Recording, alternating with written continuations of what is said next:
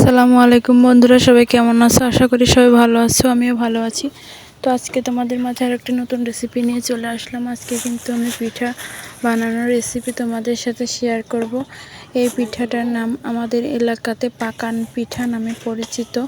তোমাদের এলাকায় কী নামে পরিচিত অবশ্যই কমেন্ট করে আমাকে জানাবা। তো এই যে আমি কিন্তু আটাগুলোকে সুন্দর করে মুথে নিচ্ছিলাম। যত সুন্দর করে আটা মুথে নেবেন তত সুন্দর কিন্তু পিঠা হবে।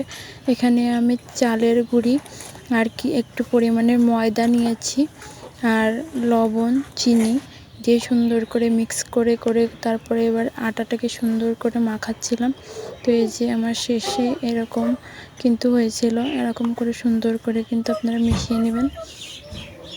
যত সুন্দর করে মেশাবেন তত সুন্দর কিন্তু পিঠাটা ফুলে উঠবে।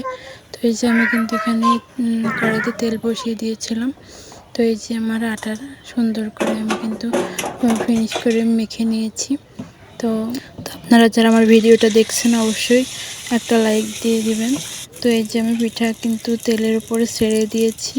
দেখেন কত সুন্দর করে পিঠা ফুলছিল, কিন্তু অনেক সুন্দর করে পিঠা ফুলছিল। তো আমরা কেউ কারোর ভালোবাসা ছাড়া সামনে এগোতে পারবো না। তাই আপনারা যে যেখান থেকে দেখছেন অবশ্যই ফলো করবেন, সাবস্ক্রাইব করবেন, করে পাশে থাকবেন। তো এই যে পিঠাগুলো কিন্তু আমার বানানো প্রায় শেষ হয়ে আসলো।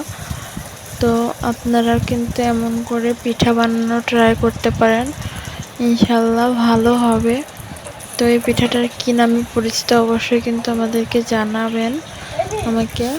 তো কোনো যদি ভুল ত্রুটি হয়ে থাকে অবশ্যই ক্ষমা সুন্দর দৃষ্টিতে দেখবেন, কারণ প্রথম একটু ভিডিও করতে গেলে একটু ভুল ত্রুটি হবেই।